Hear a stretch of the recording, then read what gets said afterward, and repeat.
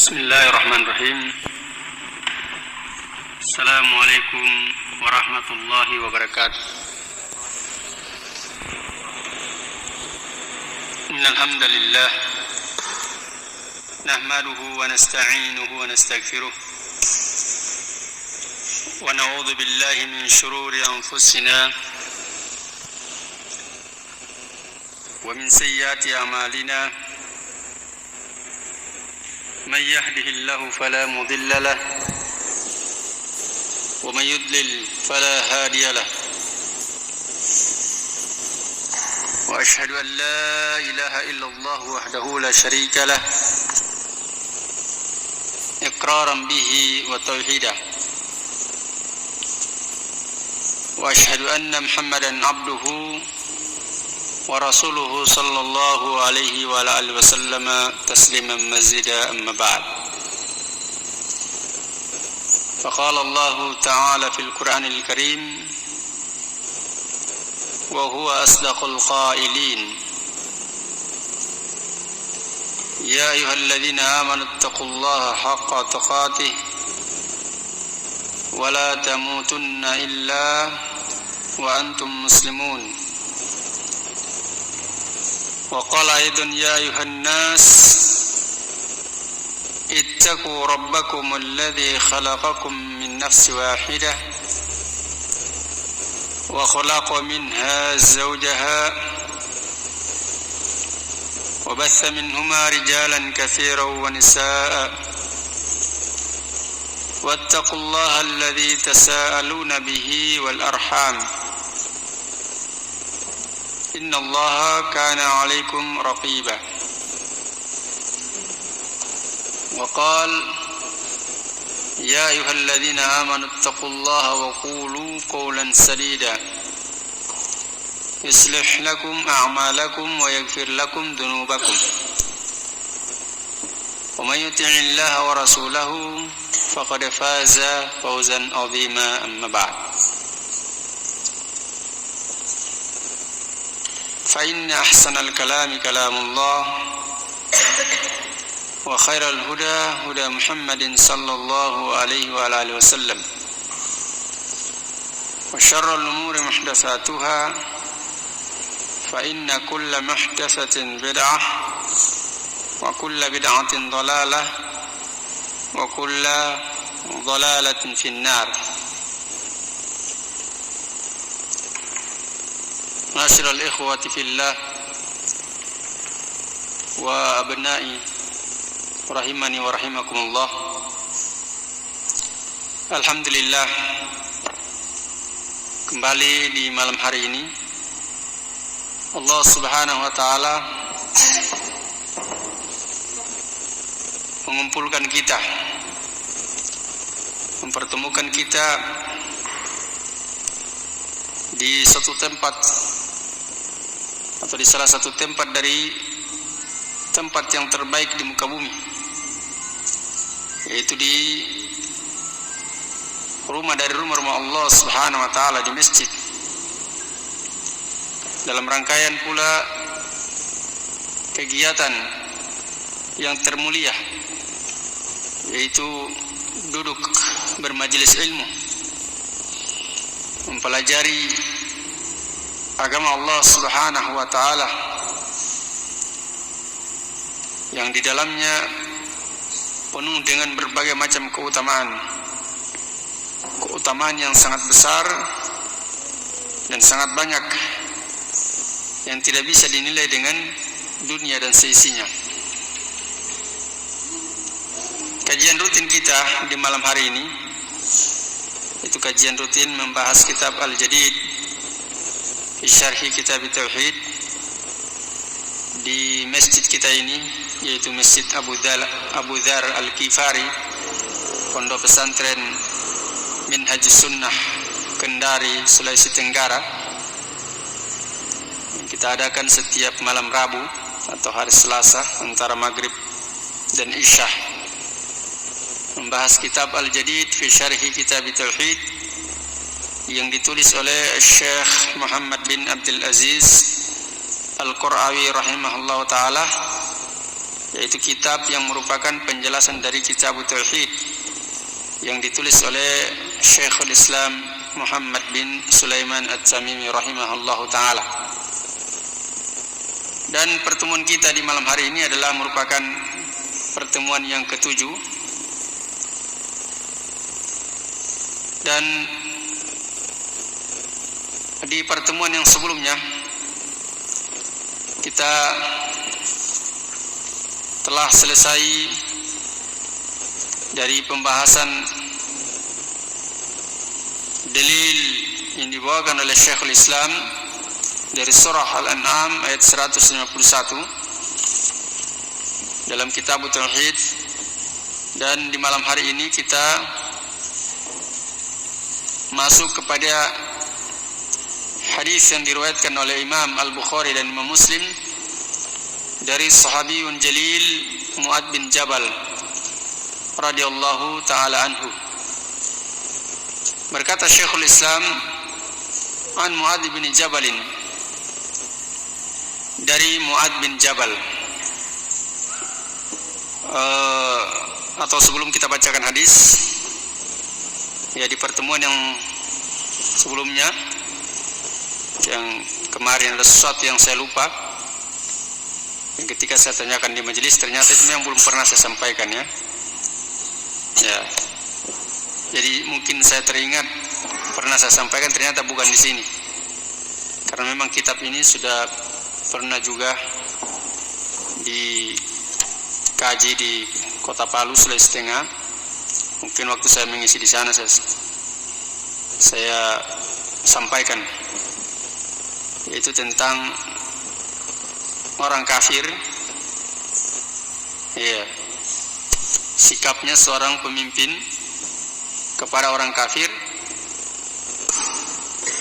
yaitu ketika dia menjadi tawanan kaum muslimin atau dia berada di negeri kaum muslimin, maka pemimpin disyariatkan untuk menyuruh orang kafir tersebut memilih salah satu dari 3 perkara secara berurutan. Ya. Yang pertama adalah disuruh dia masuk Islam.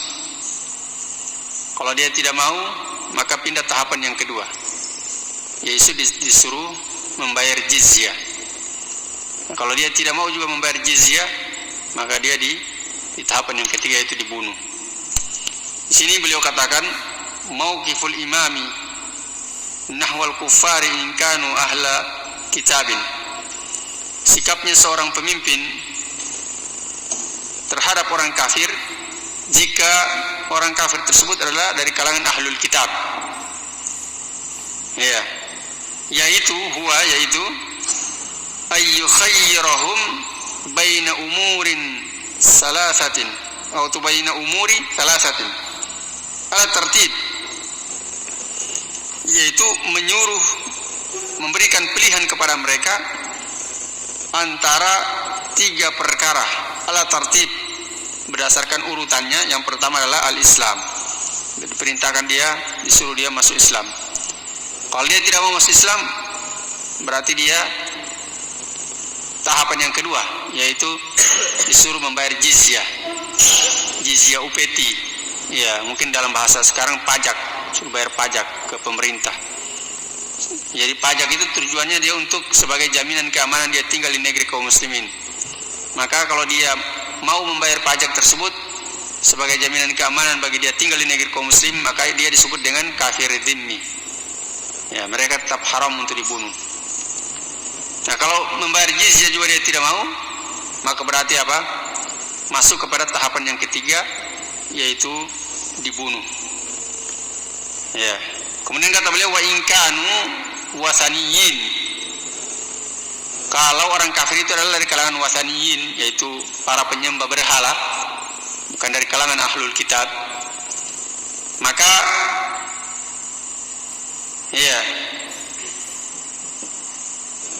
yukhayyiruhum min baini amrayn. Dia disuruh memilih dua perkara. Ya, yaitu pertama disuruh dia masuk Islam. Kalau dia tidak mau masuk Islam, maka pindah yang kedua, yaitu dibunuh. Tidak ada bayar jizyah. Ya. Wakilah, ada juga yang berpendapat wa huwa arjahu, dan ini pendapat yang lebih kuat, yaitu muamalatul wasaniyin ka muamalati ahli kitab. Itu sikapnya seorang pemimpin kepada al-wasaniyin, para penyembah berhala, orang kafir dari kalangan penyembah berhala, itu sama dengan sikap kepada orang kafir dari kalangan ahlul kitab.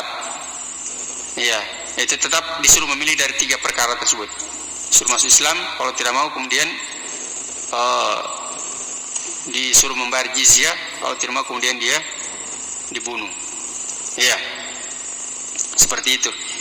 Dan ini pendapat yang lebih kuat kata beliau.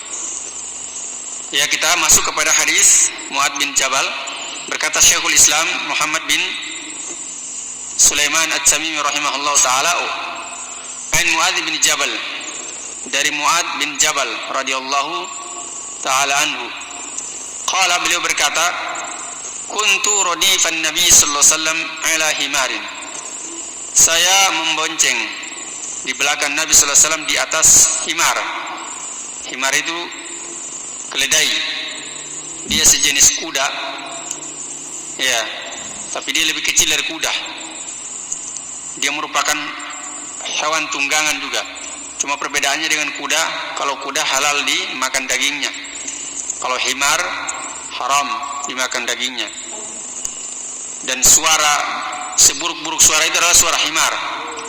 Inna anqaral aswati la sautul hamir, kata Allah Subhanahu wa taala dalam surah Luqman. Sungguhnya seburuk-buruk suara itu adalah suaranya himar, suaranya keledai. Kemudian Mu'adz bin Jabal mengatakan, faqala li, maka Nabi sallallahu alaihi wasallam berkata kepadaku, bersabda kepadaku, ya Mu'adz, wahai Mu'adz. Yang buka PDF-nya halaman 31 ya. Kalau di kitab saya halaman 30. Kalau di PDF halaman 31. Kalau PDF yang pernah saya kirim. Ya. Ya Mu'adz, wahai Mu'adz, atadri ma haqqullahi 'alal ibadi? Wahai Mu'adz, apakah engkau mengetahui apa hak Allah terhadap para hamba? Ya. Wa ma haqqul ibadi 'ala Allah, dan apa hak para hamba terhadap Allah Subhanahu wa taala? Qultu Allahu wa rasuluhu a'lam. Ya, maka Mu'adz mengatakan, saya pun berkata, Allah dan Rasulnya yang lebih tahu. Ya. Qala, maka beliau bersabda, haqqullahi 'alal ibadi ay ya'buduhu wa la yusyriku bihi syai'a. Hak Allah terhadap para hamba adalah, yaitu ay ya'buduhu, itu agar supaya dia beribadah kepadanya, agar supaya mereka beribadah kepadanya. Maknanya di sini ay ya'buduhu maksudnya ay yuwahhiduhu, itu agar supaya mereka memurnikan ibadah hanya kepadanya, mentauhidkan Allah Subhanahu wa taala dalam perkara ibadah. Wala yusyriku bihi syai'a, dan mereka tidak melakukan kesyirikan kepada Allah dengan sesuatu apapun juga. Ini hak Allah terhadap para hamba. Kemudian wa haqqul ibadi 'ala Allah, dan hak para hamba ya terhadap Allah Subhanahu wa taala adalah alla yu'adziba man la yusyriku bihi syai'a, yaitu Allah tidak akan mengazab orang yang tidak melakukan kesyirikan dengan sesuatu apapun juga. Ya. Jadi Allah tidak akan mengazab orang yang tidak melakukan kesyirikan kepada Allah dengan sesuatu apapun juga. Itu hak hamba terhadap Allah. Fakultu, Maka Mu'adz mengatakan, saya pun berkata, ya Rasulullah, wahai Rasulullah, afala ubashirun nasa, apakah saya tidak berikan kabar gembira kepada manusia? Maksudnya apakah saya tidak sampaikan kepada manusia kabar gembira ini? Iya. Qal, maka Nabi bersabda, la tubashirhum, jangan engkau berikan kabar gembira kepada mereka. Maksudnya jangan engkau sampaikan kepada mereka, iya, perkara ini. Iya. Kenapa demikian? Fayattakilu, iya, maka mereka hanya akan bersandar saja kepada amalan ini. Artinya mereka akan jadi malas untuk berlomba-lomba dalam amalan-amalan yang lainnya. Yang penting kan tidak melakukan kesyirikan. Iya, aman sudah, masuk surga. Padahal banyak amalan-amalan yang lain nanti mereka akan tinggalkan. Iya, hanya berpatokan kepada amalan ini saja. Itu yang Nabi khawatirkan, sehingga Nabi katakan, la tubashirhum, jangan engkau berikan kabar gembira ini kepada mereka. Nah, di hadisnya ini diriwayatkan oleh Imam Al-Bukhari dan Muslim. Imam Al-Bukhari meriwayatkan dalam Sahih Al-Bukhari, yaitu hadis nomor 2856.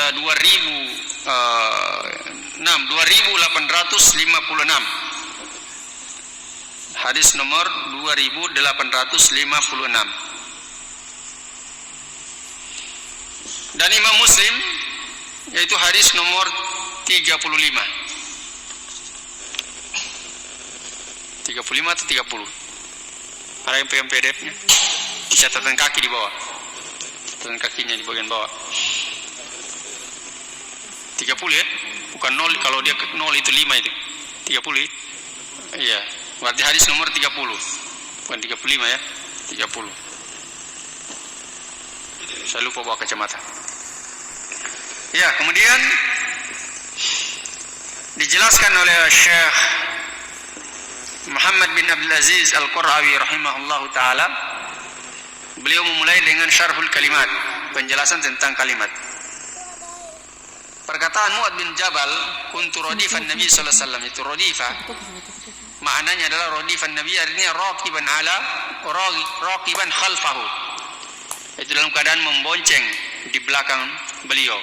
Berarti yang zahir dari hadis ini adalah Nabi dan Mu'adz dalam satu ekor unta, himar, boncengan. Ya, boncengan di satu ekor unta. Ya, nanti akan terbukti di sini ketika beliau menyebutkan faidah. Ya, yang mana beliau sebutkan di sini faidah, bahwasanya jawazul irdafi 'ala ad-dabbati idza lam yashqa 'alaiha. Bolehnya berboncengan di atas tunggangan hewan jika tidak memberatkan hewan tersebut. Menunjukkan bahwasanya di sini lagi satu ekor himar, 2 orang, yaitu Rasulullah dan Mu'adz bin Jabal. Ya. Kemudian kata beliau, yaitu sabda Nabi sallallahu alaihi wasallam, haqqullahi 'alal ibad, hak Allah terhadap para hamba, itu yang dimaksud sini adalah haqqul ijabin. Haqqu ijabin, yaitu hak yang wajib. Maksudnya wajib dilaksanakan oleh seorang hamba. Iya. Mau tidak mau dia harus laksanakan. Iya, kalau dia tidak laksanakan maka dia akan dilemparkan ke dalam api neraka. Iya. Bahkan tujuan dia diciptakan adalah untuk tujuan itu, yaitu ayya'buduhu wa la yusyriku bihi syai'an, yaitu mentauhidkan Allah Subhanahu wa taala dalam perkara ibadah dan tidak melakukan kesyirikan kepadanya dengan sesuatu apapun juga. Ya. Dalil-dalilnya telah kita bacakan di pertemuan sebelumnya dari ayat Al-Quran dan hadis-hadis Nabi sallallahu alaihi wasallam tentang tujuan manusia diciptakan oleh Allah Subhanahu wa taala adalah untuk beribadah kepadanya. Di antaranya adalah surah Ad-Dariyat ayat 56. Wa ma khalaqtul jinna wal insa illa liya'budun. Tidaklah aku ciptakan jin dan manusia melainkan agar supaya mereka beribadah hanya kepadaku. Kemudian hakul ibadi 'ala Allah, hak para hamba terhadap Allah. Ya. Hak para hamba terhadap Allah maknanya di sini kata beliau adalah ma aujabahu Allahu ala nafsihi, yaitu apa-apa yang Allah wajibkan atas dirinya. Allah mewajibkan atas dirinya itu in'aman wa tafaddulan. Ya. In'aman wa tafaddulan, yaitu merupakan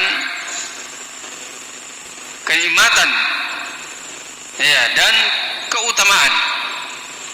Jadi kebaikan dan keutamaan dari Allah Subhanahu wa taala.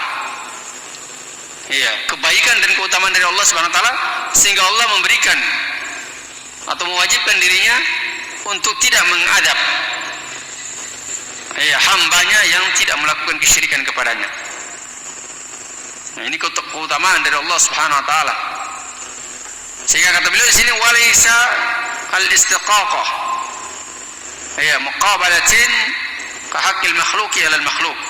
Ya, di sini bukan maksudnya ini adalah keberhakan atau maksudnya sesuatu yang berhak, ya, untuk ditunaikan. Ya, artinya wajib sebagaimana kewajiban atau hak makhluk yang lainnya kepada makhluk yang lain. Tidak seperti itu. Ya, tapi ini adalah merupakan keutamaan dari Allah terhadap hamba-hambanya. Ya. Jadi posisinya bukan sama seperti kita pahami bahwasanya haknya atau kewajiban di sini adalah kewajiban yang harus dipenuhi oleh Allah Subhanahu wa taala sebagaimana kewajiban seorang hamba kepada hamba yang lainnya. Iya. Dari hak dan kewajibannya dia, bukan seperti itu. Tapi di sini Allah mewajibkan dirinya sebagai bentuk kebaikan dan keutamaan dari Allah Subhanahu wa taala kepada para hambanya. Iya. Dan Allah tidak mendolimi hambanya sama sekali. Iya. La yudlimu rabbuka ahada. Allah tidak, Rabb engkau tidak mendolimi satu pun juga dari hamba-hambanya. Bahkan Allah adalah yang maha adil, ya, yang maha menegakkan keadilan. Qa'iman bil qist, yang maha menegakkan keadilan. Kemudian kata Mu'adz bin Jabal radhiyallahu ta'ala anhu, afala ubashirun nas, apakah aku tidak memberikan kabar gembira kepada manusia? Ya, ubashirun nas maknanya di sini adalah kata beliau ukhbiruhum bima yasurruhum min hadzal qaul, yaitu aku kabarkan mereka terhadap perkara yang menyenangkan mereka dari perkataan ini, yang bisa membahagiakan mereka. Ya. Karena bagaimana tidak membahagiakan? Ya. Cukup dengan tidak melakukan kesyirikan kepada Allah, dengan sesuatu apapun juga tidak diadab oleh Allah Subhanahu wa taala. Ya, beribadah hanya kepada Allah saja.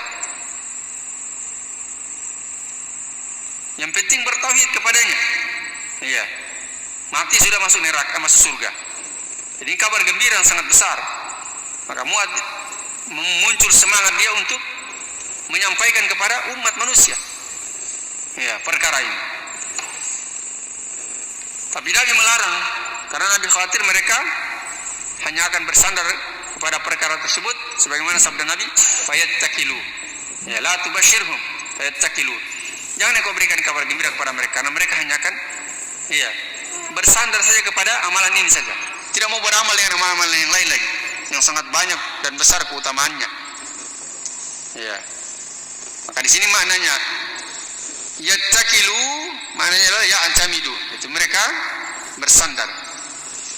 Kemudian setelah itu beliau jelaskan hadis ini secara umum. Kata beliau asyarhu al-ijmaliyu, penjelasan secara global, secara umum.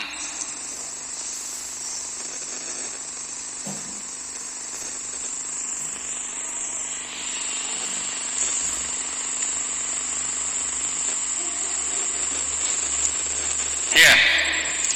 Kata beliau yukhbiruna Mu'adz bin Jabal annahu dhata yaumin kana raqiban khalfan Nabi sallallahu alaihi wasallam ala himarin. Mu'adz bin Jabal mengabarkan kepada kita bahwasannya beliau pada suatu hari adalah membonceng di belakang Nabi sallallahu alaihi wasallam di atas himar, di atas keledai. Fa arada Nabi sallallahu alaihi wasallam ay yakhussahu bi ahammi masailil ilmi wa ajalliha. Maka Nabi sallallahu alaihi wasallam ingin mengkhususkan beliau terdapat dengan sepenting-penting perkara ilmu dan semulia-mulia dari perkara. Jadi Nabi mengkhususkan perkara dari terpenting perkara ilmu dan semulia-mulia dari perkara tersebut Nabi khususkan kepadanya.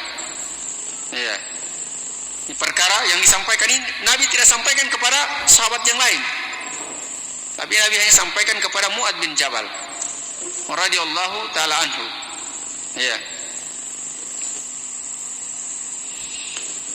Maka kata beliau, waqad istamala Rasulullah sallallahu alaihi wasallam al-usluba al-istijwabiyah fi ta'limi Mu'adz bin Jabal wa tashwiqihi. Dan Nabi sallallahu alaihi wasallam menggunakan Rasulullah sallallahu alaihi wasallam menggunakan al-uslub al-istijwabiyah. Al-uslub al-istijwabi, yaitu metode tanya jawab.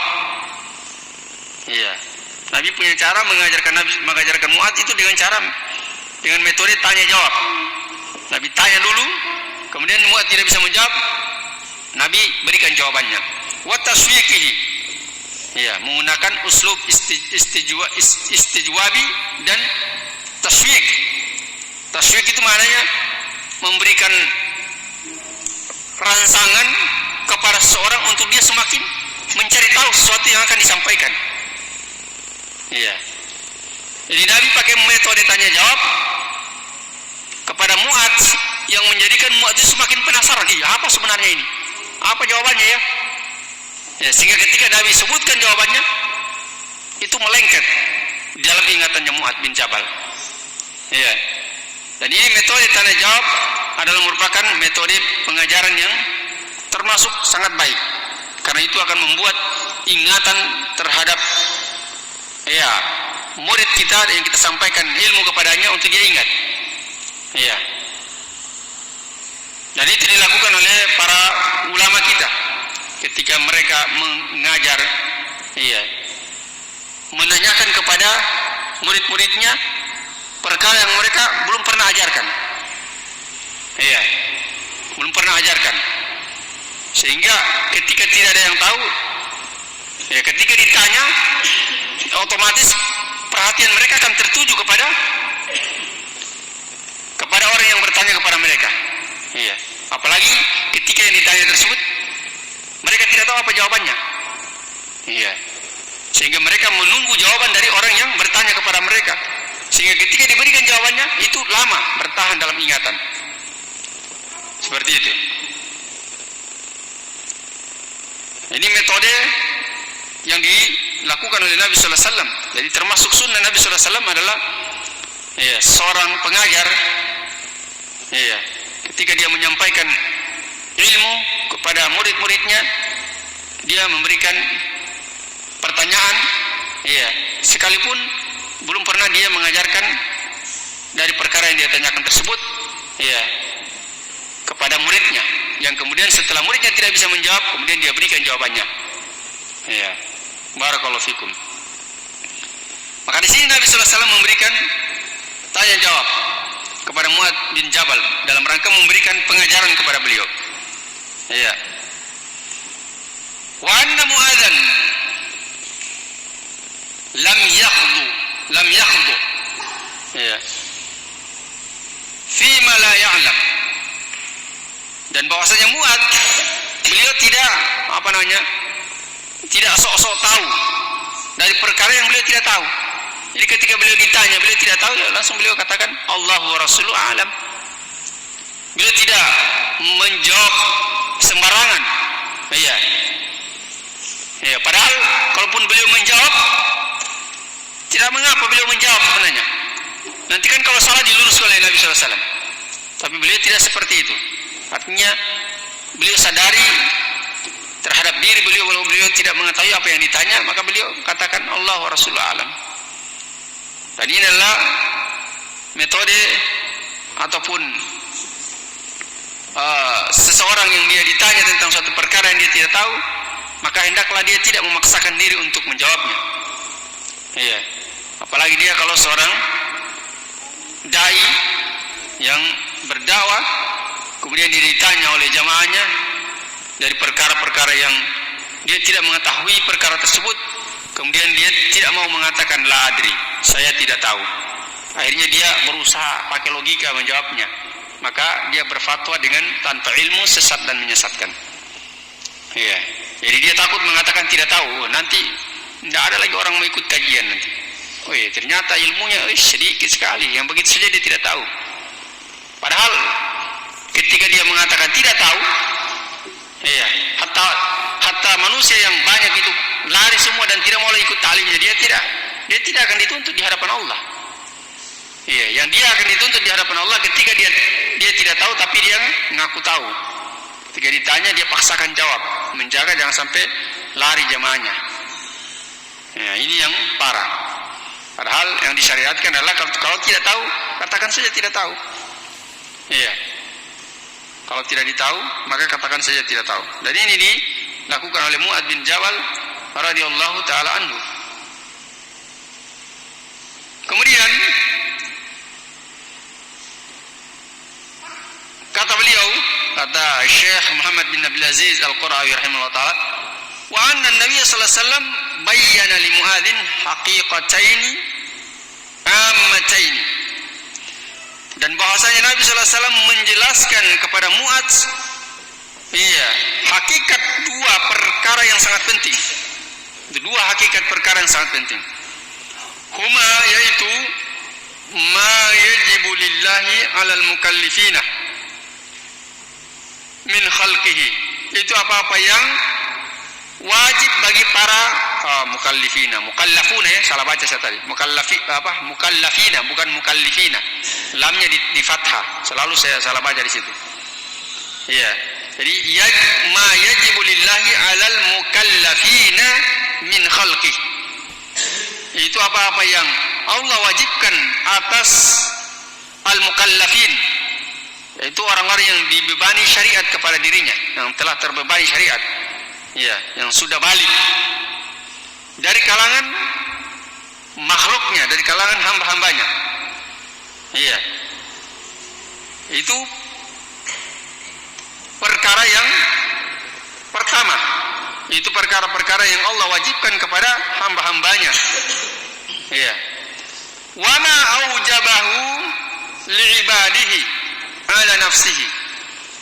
Iya. Jadi kemudian perkara yang kedua dari perkara yang besar yang Nabi SAW khususkan kepada Mu'adz bin Jabal adalah yaitu apa-apa yang Allah wajibkan atas dirinya untuk hamba-hambanya. In'aman wa tafaddulan, sebagai bentuk kebaikan dan keutamaan dari Allah Subhanahu wa taala terhadap hamba-hambanya. Walamma kana Mu'adzun yahrusu ala ma yasurrul muslimina, maka tatkala Mu'adz bin Jabal bersemangat untuk bersemangat atas apa-apa yang bisa membahagiakan kaum muslimin. Semangat inilah sifatnya para sahabat. Ketika mereka mendapatkan sesuatu kebaikan, mereka tidak ingin nikmati sendiri kebaikan tersebut. Mereka ingin juga saudara-saudaranya yang lain mendapatkan kebaikan yang sama seperti kebaikan yang mereka dapatkan. Kalau bilang ini keutamaan sangat besar ini. Bayangkan tidak diazab oleh Allah Subhanahu wa taala, harus segera dikabarkan kepada manusia supaya mereka juga mendapatkan kebaikan yang sangat besar ini. Maka beliau bersemangat, muncul semangatnya. Maka kemudian apa? Ista'dzana minan Nabi sallallahu alaihi wasallam fi nashr hadhil mas'alah. Maka beliau meminta izin kepada Nabi sallallahu alaihi wasallam untuk menyebarkan perkara ini. Fanahahu Nabi sallallahu alaihi wasallam Maka Nabi SAW melarang beliau. Ya. Kenapa Nabi melarang? Makhafatan ayya'tamidu ala hadzal wa'di. Nabi khawatir, Nabi takut. Iya, jangan sampai kaum muslimin itu hanya akan bersandar terhadap janji ini saja. Oh. Artinya apa? Tidak mau lagi beramal. Iya. Tidak mau lagi melakukan amalan-amalan yang lain yang banyak. Iya, bahkan nanti yang sampai tidak khawatir melakukan dosa. Iya, selama bukan kesyirikan. Nah, itu yang dikhawatirkan oleh Nabi SAW. Maka di sini kata beliau, fayatruku at-tanafusa fil a'mali salihati allati tahuttu sayyiatihim wa tarfa'u darajatihim. Jadi kalau mereka sudah bersandar kepada janji ini saja, iya, janji di sini, janji jaminan masuk surga tidak diadab oleh Allah Subhanahu wa taala, maka mereka akan meninggalkan at-tanafus. At-tanafus itu berlomba-lomba, berpacu, iya, berlomba-lomba fil amalis sholihah, yaitu dalam amalan soleh. Tidak mau berlomba-lomba lagi dalam melakukan amalan-amalan soleh yang lainnya. Yang mana amalan soleh ini tahuttu allati tahuttu sayyiatihim, yang bisa menghapuskan dosa-dosa mereka. Wa tarfa'u darajatihim, yang bisa mengangkat derajat mereka. Iya. Hanya bersandar kepada itu saja. Nanti Nabi khawatir, maka Nabi katakan, la tubashirhum, jangan engkau berikan kabar gembira ini kepada mereka. Lakin Mu'ad akhbarah, akan tapi Mu'ad tetap mengabarkannya. Ya. Nanti di sini bilang berarti Mu'ad ini melanggar. Iya. Melanggar larangan dari Nabi sallallahu alaihi wasallam. Nah, ada seperti itu. Ya, di sini Mu'ad tetap mengabarkannya, yaitu taharrujan min katmanil ilmi. Ya. Jadi beliau di sini tidak tetap mengabarkannya, itu khawatir jangan sampai beliau menyembunyikan ilmu. Karena ada hadis yang lain yang mengancam orang yang menyembunyikan ilmu. Ya. Ma'annal aqilah, bersamaan dengan orang yang berakal. Ya. Itu yafhamu bitahdzir Nabi sallallahu alaihi wasallam ummatahu minal itkali. Ya. Bersamaan dengan itu orang yang berakal itu paham betul tahdiran Nabi sallallahu alaihi wasallam terhadap umatnya dari perkara al-itkal, yaitu bersandar saja kepada perkara ini. Karena jelas hadis ini.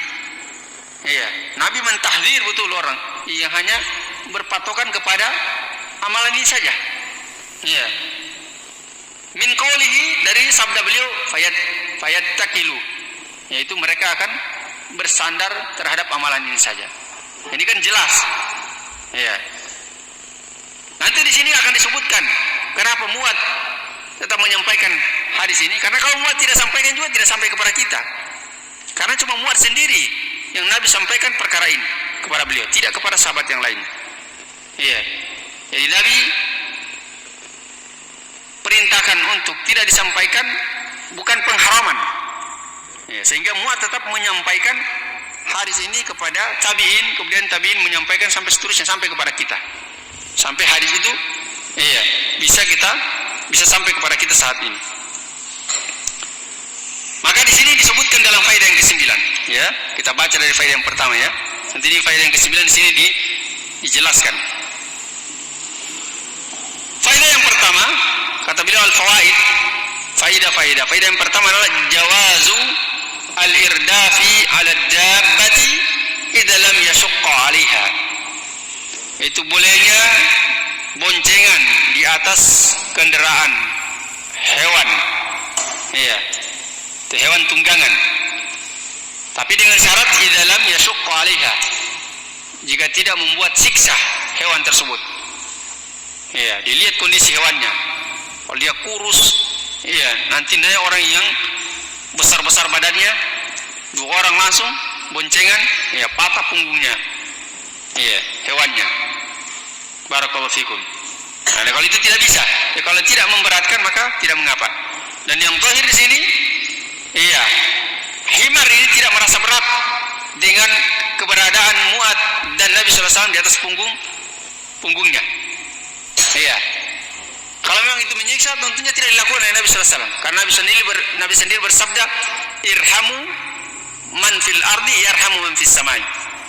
Ya, kasihanilah apa yang ada di bumi, maka engkau akan dikasihani, dirahmati oleh Allah Subhanahu wa taala yang ada di atas langit.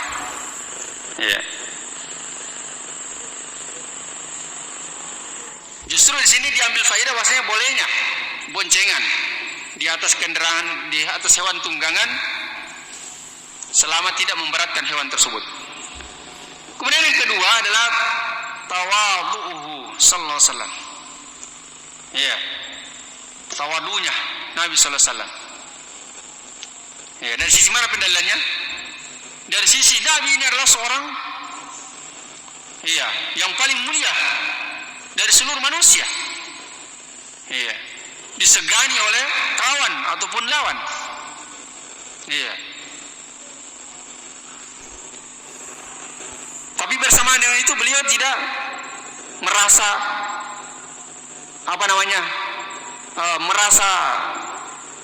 merasa rendah ketika beliau berboncengan dengan Mu'ad bin Jabal radhiyallahu taala anhu. Iya.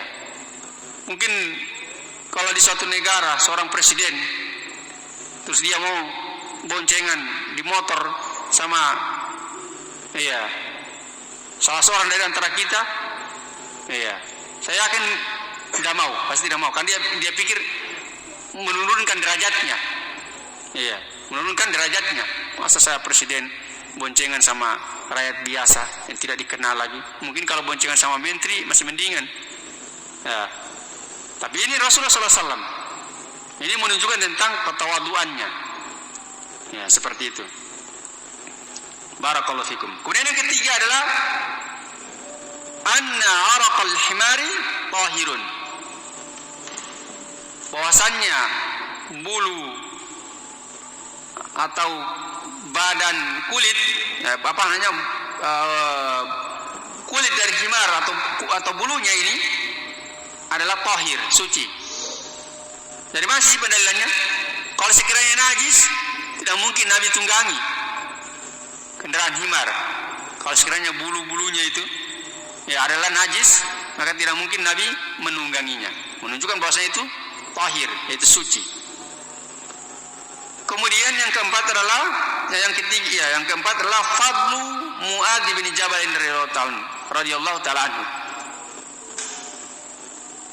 Yaitu keutamaan Mu'ad bin Jabal radhiyallahu taala anhu. Dari sisi mana pendalilannya? Dari sisi Nabi SAW memberikan kekhususan kepada beliau. Kekhususan apa itu?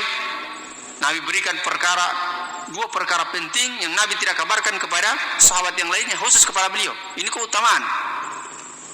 Bersamaan dengan itu Nabi boncengan lagi dengan beliau. Nah, ini kan keutamaan Mu'ad bin Jabal. Iya. Masing-masing sahabat itu memiliki keutamaan. Iya, dilihat dari sikap Nabi kepada mereka dan juga perkataan Nabi terhadap mereka. Iya, seperti Abu Bakar keutamanya sangat banyak. Di antaranya adalah ketika ditanya, "Wahai Rasulullah, siapa orang yang paling engkau cintai?" Beliau jawab, "Aisyah." Kemudian siapa? Bapaknya Aisyah, Abu Bakar As-Siddiq. Menunjukkan keutamaan beliau.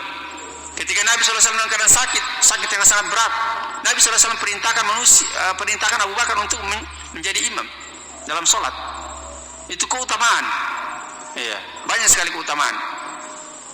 Nah, ini juga keutamaan Mu'ad bin Jabal radhiyallahu ta'ala. Nabi mengkhususkan dua perkara penting yang Nabi sampaikan kepada beliau dan Nabi tidak sampaikan kepada sahabat yang lain.